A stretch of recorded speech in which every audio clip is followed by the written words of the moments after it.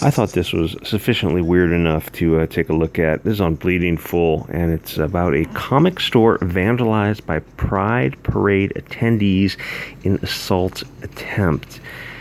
This is by Avi Green, who is very, very much a comic book fan, as you can tell by his writing.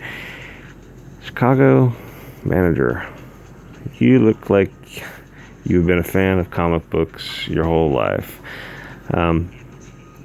The following happened in Chicago's Lakeview neighborhood about a week ago at the Chicago Pride Parade. The details are foggy, however, presumably because there's something they'd rather we not know.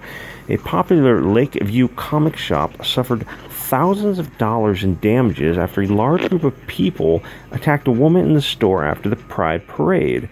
The area around Chicago Comics 32 got a little nuts shortly after officials said the parade would be canceled because of rain Sunday. Quitters. Espinoza, who worked at the comic book shop for more than a decade. Attack on the woman left him and other Chicago Comics employees shaken and dealing with damages of about $3,000, he said. About 4 p.m. Sunday, a woman came up the store looking exasperated. She asked employees to call 911 and went to the back of the store. Shortly afterwards, 2 or 3 friends of hers came in and also called employees to call 911. Espinoza was going to call the police when about 20 people stormed through the front door, knocking over glass display cases as they sought out the woman who had come in first. Burn the witch. Right? Burn the witch. Espinoza tried to block the group from getting to the woman and her friends, and the group's members threatened him. That's where Sig is your friend. Springfield, Colt, Smith & Wesson, Remington, whatever you're fans of. Doesn't matter if it's Beretta or Glock. Those are the devices that say no thank you at about 1,100 feet per second.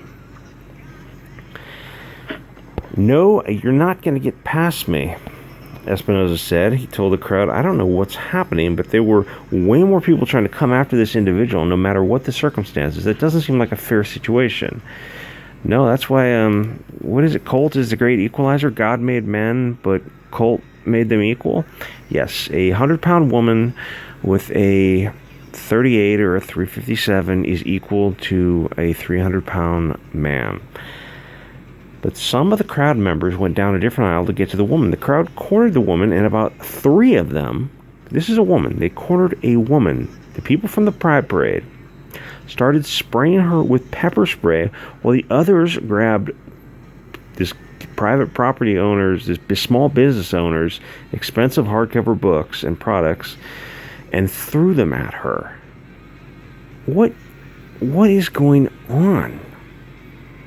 The group got spooked, possibly with someone saying they called 911 and they went outside. Espinoza tried to lock them out, but they threatened him again, saying they'd break down the doors to get to the woman. Well, you know what? Pepper spray is also your friend. I don't know about the laws in Chicago about the Second Amendment, but I mean, if you're a store owner, you should definitely have Mr. 230 grain hollow point lead thrower under your desk. It is the ultimate way to say no thank you. He locked the door, checked out the woman, who was begging for an ambulance. Her face was red, her eyes bloodshot. She was crying for help. He told the woman that her friends not to leave until the ambulance came to the door, because you could see members of the group circling the store like a bunch of sociopaths. The 12 angry sociopaths on Twitter. It's about 15 minutes the ambulance got and took her to a hospital. Hope she's okay, and store employees too. The site of the Block Club of Chicago doesn't even search for or theorize any details as to why this happened. Was a woman somebody who disagreed with the LGBT ideology? And the creeps who invaded the store despised her for that so much they went miles out of their way to break the law or even vandalize somebody's business. I don't think it was the fashion police. Remember Eddie Murphy? Pull over? Or they were looking for excuses to attack one of their own. Doubtful. The clerk was quoted saying it was a lot to process. It was a lot to figure out what was going on, but a lot of things I wasn't going to get answers for, like why were they chasing her? What happened? If you can't carry a Second Amendment device in Chicago, you should have a half dozen bottles of pepper spray, and you should have one in the store that's the size of a fire extinguisher.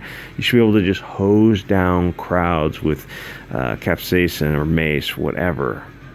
You're in Chicago. You should not be defenseless. Or why doesn't anybody seriously ask for clear answers? Because it's Chicago. We can't prevent this kind of lunacy from continuing if we don't ask bold queries about serious issues. Espinosa said the customers who were left in the store helped him clean and were still interested in buying items which helped the shop. They ruined comic books, hardcovers, and knickknacks, and doesn't take into account the display cases that were broken. What a bunch of nut jobs. This is, we're headed for civil war. The shop's employees, including Espinosa, were unharmed, but they're shocked at what happened and the threats that have been leveled against them. He doesn't know what happened, if anything, between the woman and the large group that led to the attack.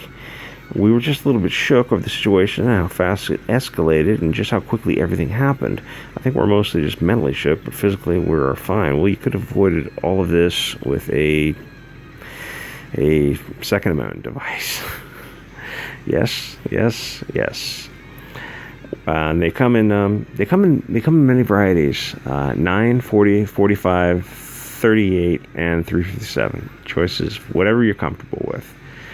The device in your hand is the best device, and if you're only comfortable with a 22 or 25 or 32 or a 380, then that's just fine, because even the smallest thing out there, a 22 LR, is a whole hell of a lot more effective than holding your dick in your hand. People do not like to stare down the barrel of anything, even a 22. And they're also very, very accurate, though I recommend something much, much larger.